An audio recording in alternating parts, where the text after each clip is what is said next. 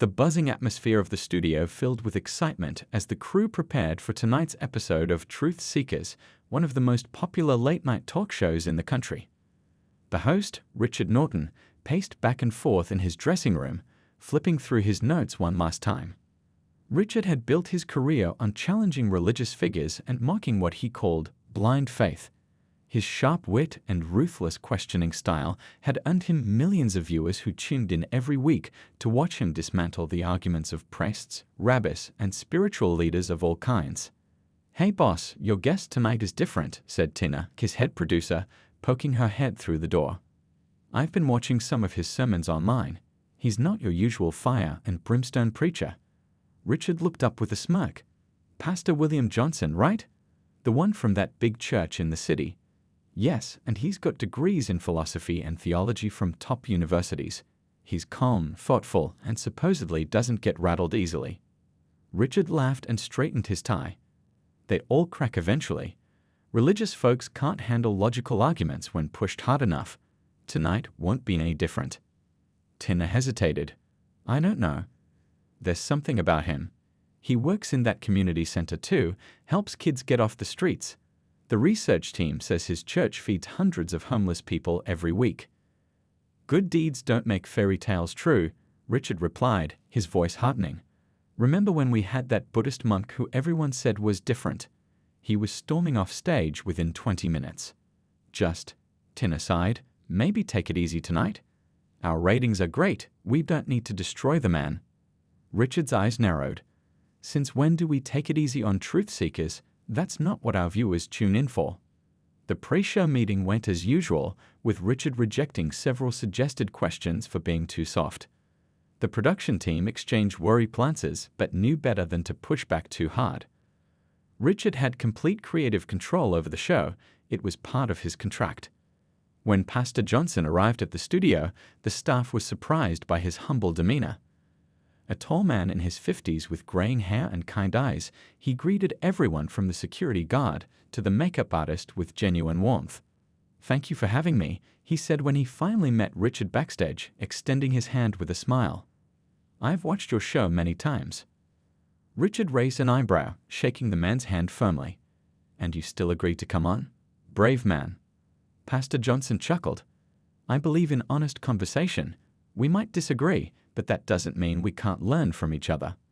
Something about the pastor's sincerity caught Richard off guard, but he quickly recovered.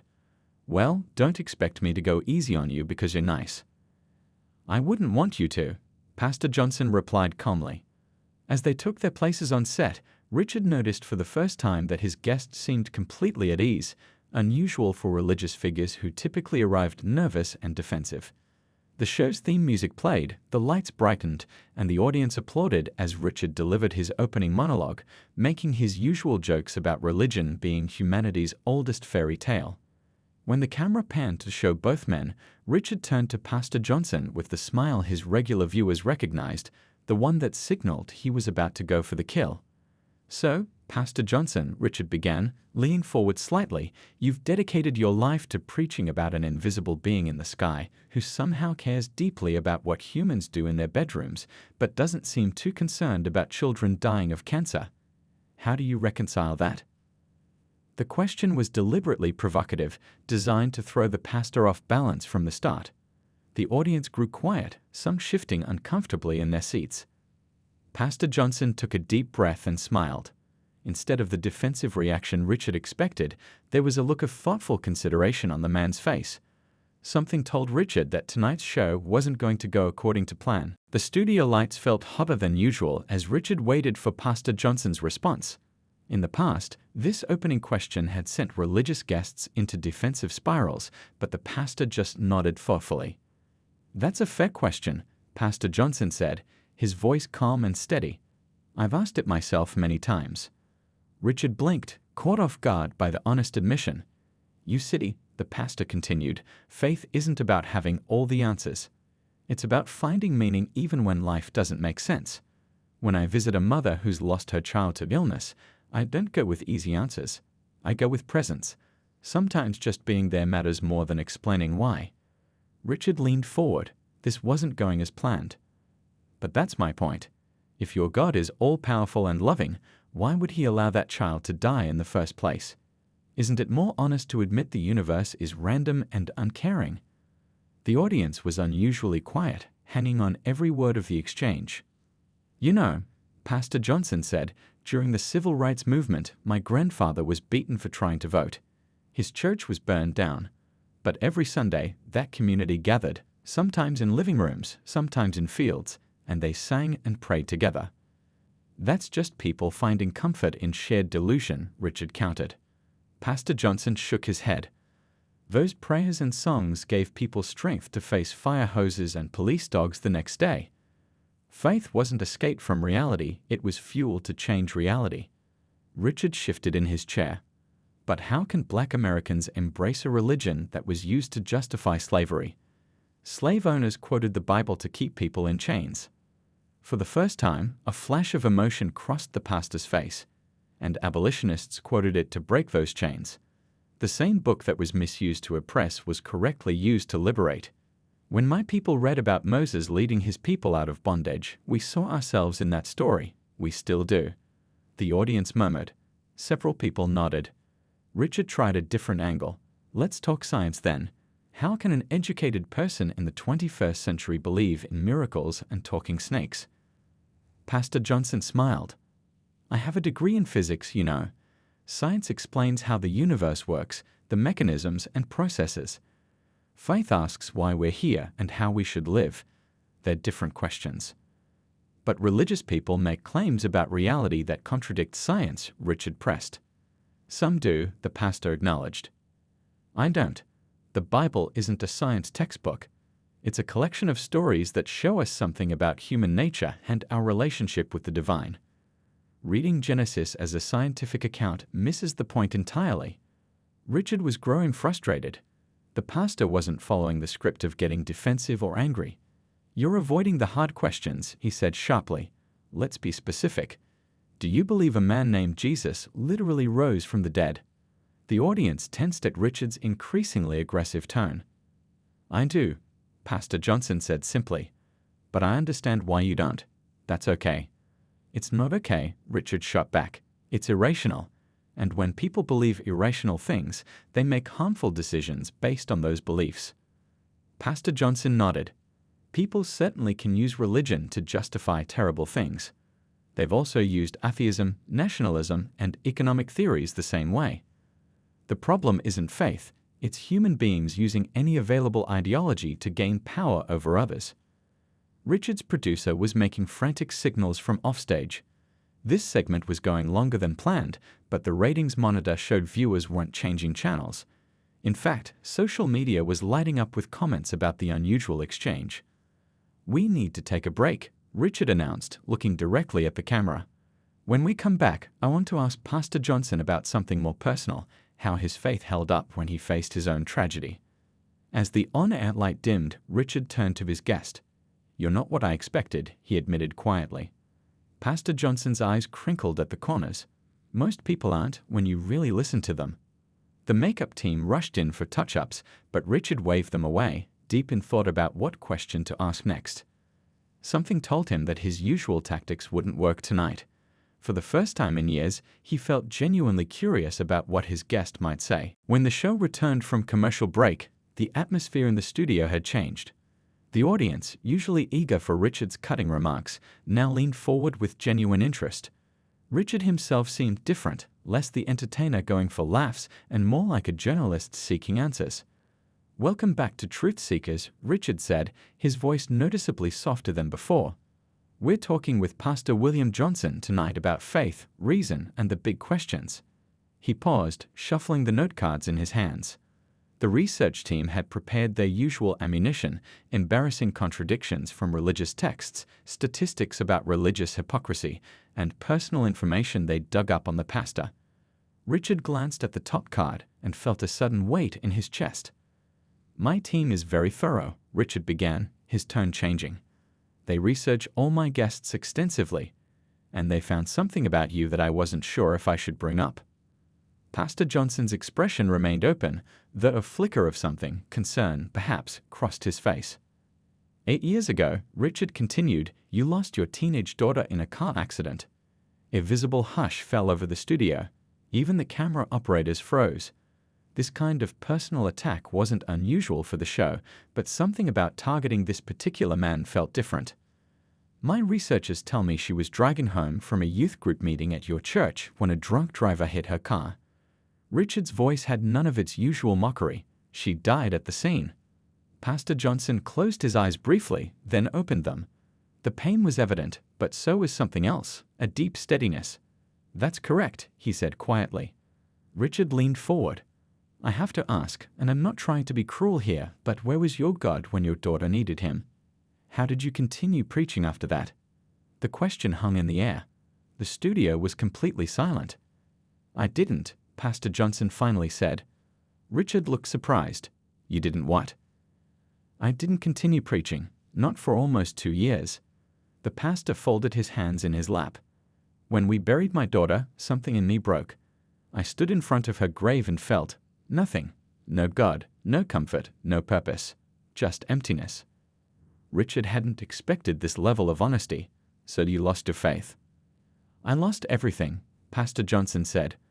I resigned from my church the following Sunday. I couldn't stand in that pulpit and talk about a loving God anymore. I was too angry. A woman in the front row of the audience wiped away tears. What happened then? Richard asked, genuinely curious now. My wife and I nearly divorced. I started drinking heavily. I blamed God. I blamed myself. I blamed the world. The pastor spoke without self-pity, just stating facts. One night, I drove to a bridge outside town. I sat in my car for hours, thinking about ending it all. Richard shifted uncomfortably. This wasn't the direction he planned. What stopped you? Someone knocked on my car window, Pastor Johnson said. It was an older man from my former congregation. He didn't say much, just that people were looking for me, worried about me. He sat with me until sunrise, mostly in silence. The pastor took a deep breath before continuing. What I realized that night wasn't some grand revelation. It wasn't that God had some divine plan for taking my daughter. It was simpler than that. What was it? Richard asked softly. That I wasn't alone in my pain, Pastor Johnson replied. That man sitting beside me had lost his wife and son in a house fire 20 years earlier. He knew there were no easy answers. He just knew the value of presence.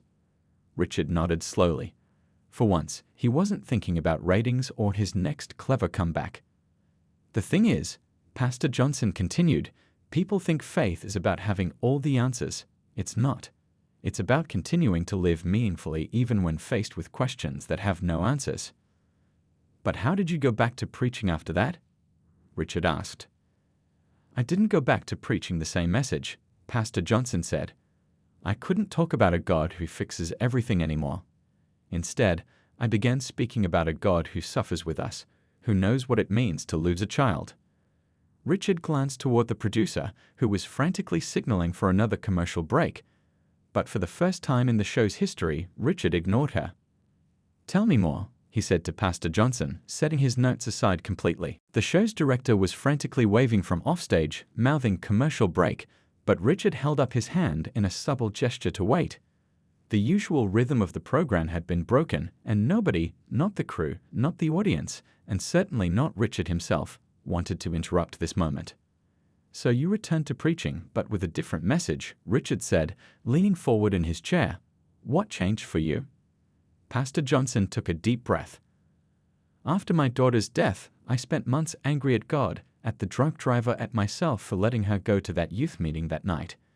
But one Sunday, about 7 months after we lost her, my wife went back to church without me. He paused, his eyes distant with memory. When she came home, she didn't pressure me to join her. She just mentioned that the congregation was struggling. The interim pastor was young, inexperienced. The food bank they ran was at risk of closing because nobody was organizing the volunteers properly. And that brought you back?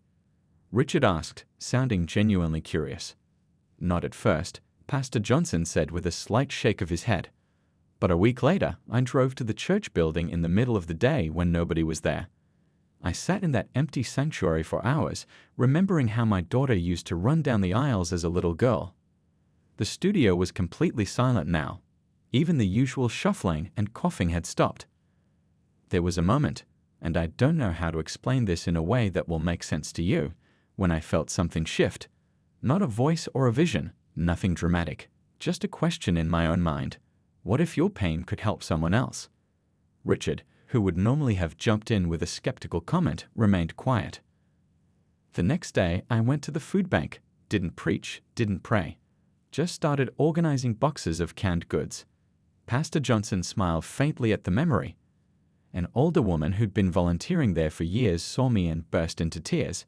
She hugged me and said, "We've been waiting for you to come back to us." They hadn't replaced you permanently? Richard asked. They'd kept my position open, said they were giving me time to heal. The pastor's voice grew thick with emotion. I hadn't been there for them, but they had never stopped being there for me. My family received meals for months after the funeral. People mowed our lawn, fixed things around the house. One couple paid our mortgage for 6 months without telling us. Richard nodded slowly. That's community, though, not God. For me, they connected, Pastor Johnson replied. I experience God through people, through acts of compassion and presence. I learned that from my congregation when they carried me through the darkest time of my life. The producer was now frantically pointing to her watch. They had completely blown past the scheduled commercial break. We need to take a break, Richard finally acknowledged, but I have one more question before we do. If you could go back and change things, if you could have your daughter back, would you give up your faith to make that happen? It was a deeply personal question, one that Richard had never asked any guest before. The pastor didn't answer immediately, and for a moment, the silence in the studio was profound. In a heartbeat, Pastor Johnson finally said, his voice breaking slightly, "I'd give anything to have her back. Any parent would. Faith isn't a transaction where we get what we want if we believe hard enough. It's finding meaning in life as it is, not as we wish it would be." Richard nodded, visibly moved. "We'll be right back," he said to the camera, his voice lacking its usual polished delivery. As they cut to commercial, Richard reached across and briefly touched the pastor's shoulder, a gesture of unexpected respect that wasn't lost on the stunned production team watching from the sidelines. In the control room, Tina turned to another producer. "What's happening out there?" "I've never seen him like this." "I don't know," the other producer replied, "but social media is exploding. This might be the most watched episode we've ever had." When the red light on the camera came back on, Richard didn't look at his notes or the teleprompter. Instead, he asked quietly, "Would you tell us about your daughter? What was she like?" It wasn't the confrontational question everyone had expected. It was something much more powerful, a simple human connection. Pastor Johnson's face softened at Richard's question about his daughter. The tension that had filled the studio since the beginning of the show seemed to dissolve completely. "Her name was Lily," the pastor said, a gentle smile forming despite the pain in his eyes. "She was 16 when we lost her. Smart as a whip, wanted to be a doctor someday, had this laugh that would fill up a room." Richard nodded, encouraging him to continue. "She loved old soul music, would steal my vinyl records all the time, had strong opinions about everything. We'd argue at the dinner table about politics, music, movies, everything. But she wasn't just talk. She started a tutoring program at her school to help kids who were struggling." As Pastor Johnson spoke, something shifted in Richard's expression. The audience noticed it first. The usual mask of cynicism had fallen away. "I have a photo," Pastor Johnson said, reaching for his wallet.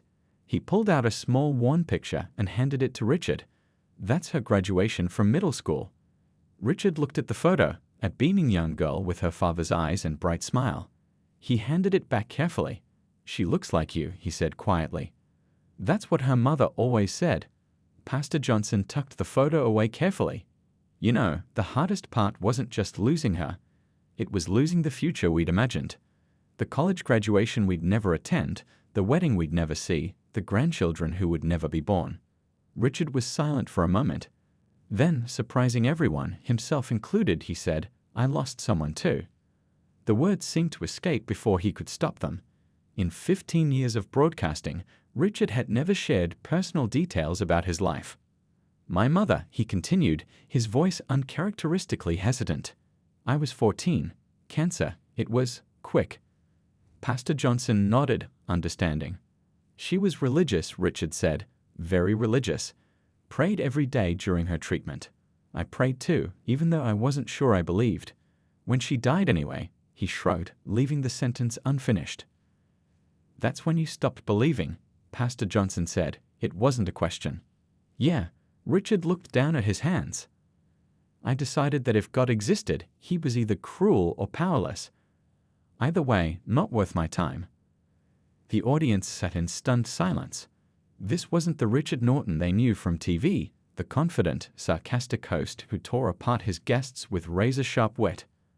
I've never told anyone that on air before, Richard admitted, looking almost surprised at himself. Loss changes us, Pastor Johnson said softly. Some people find faith through it. Others lose faith.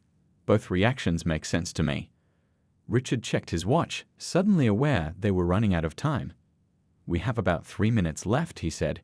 Usually, this is where I sum up why my guest is wrong about everything. A ripple of nervous laughter went through the audience. But I don't think I'm going to do that tonight, Richard continued. Instead, I'd like to ask you one last question, if that's okay. Pastor Johnson nodded. After everything you've been through, losing your daughter, questioning your faith, finding your way back, what would you say to someone like me? Someone who doesn't believe and thinks religion is just a comfort blanket for people afraid of the dark. It was a genuine question without the usual trap or sit-up. The pastor took a moment before answering.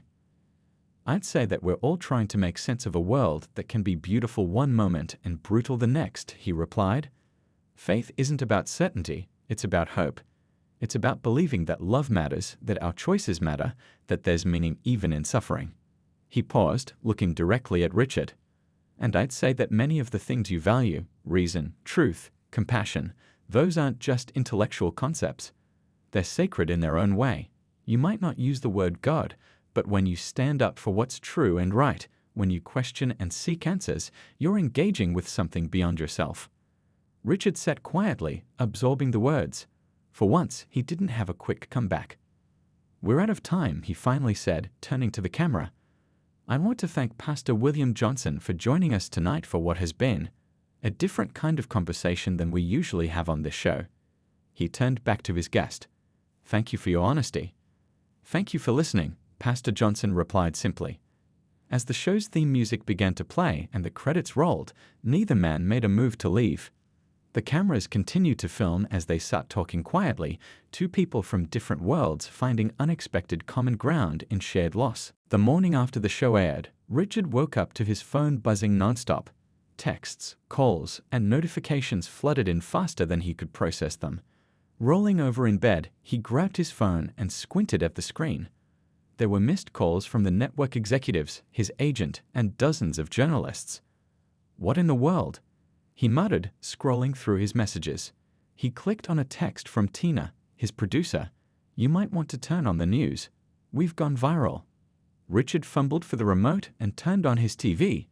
There he was, side by side with Pastor Johnson in a clip playing on the morning news. The headline at the bottom of the screen read, Unlikely Connection.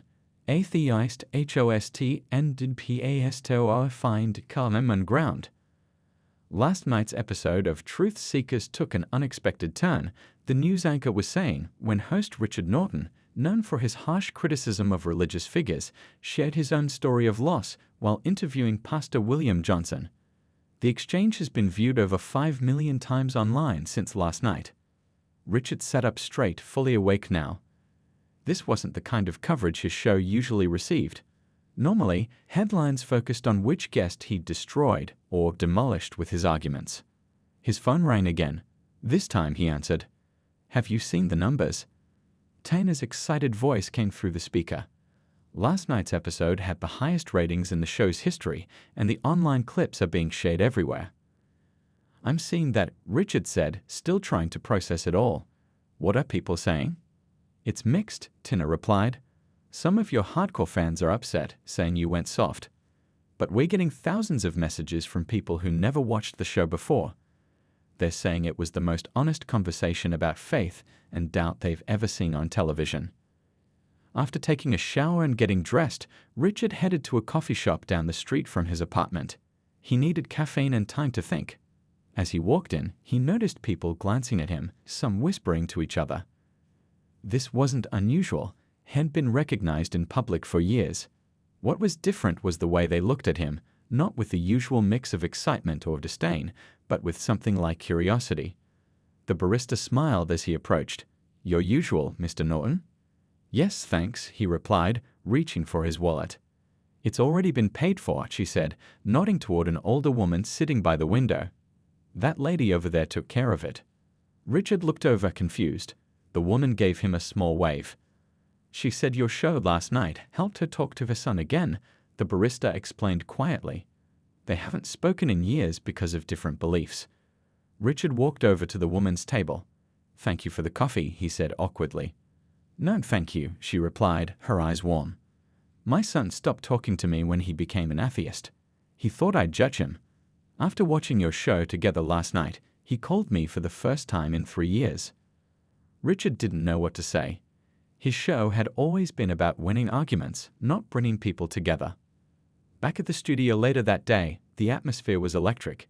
Staff members who usually avoided eye contact with him were stopping by his office to offer congratulations.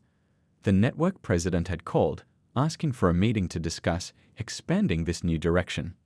As Richard settled at his desk, he noticed a small package with his name on it. Inside was a book, a collection of poems, with a note, "Lily loved these. Thought you might appreciate them too. Pastor Johnson." Richard opened the book and found a handwritten letter tucked inside. "Dear Richard," it began, "thank you for our conversation last night. In my 20 years of ministry, I've learned that real connection happens not when we agree on everything, but when we're honest about our struggles. Your show has always valued truth-seeking. Last night, I believe we found some truth together." The letter went on to invite Richard to visit the community center run by the pastor's church, not for any religious purpose, but to see the work they were doing with local youth and families in need. Richard sat back in his chair, the letter in his hands. 6 months ago, he would have laughed at such an invitation or used it as material for his show. Now he found himself considering it. His phone buzzed with a text from an unfamiliar number, getting a lot of angry emails from atheist followers who think I betrayed them by talking to you. Guess we're in the same boat now, Pastor Johnson. Richard couldn't help but smile. He typed back, "My hate mail is usually from religious people.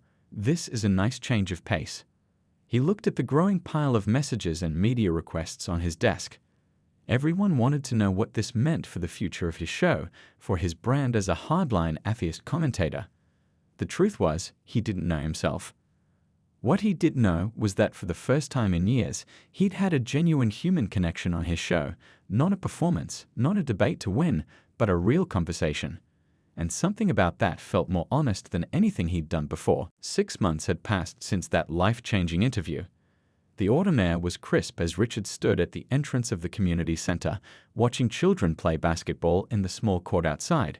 He checked his watch. He was 15 minutes early for the event. The sign above the door read, "Hope Community Center," with smaller text beneath it. A place for everyone. Richard smiled at the simple slogan. 6 months ago, he would have rolled his eyes at such a statement. Now he understood its depth.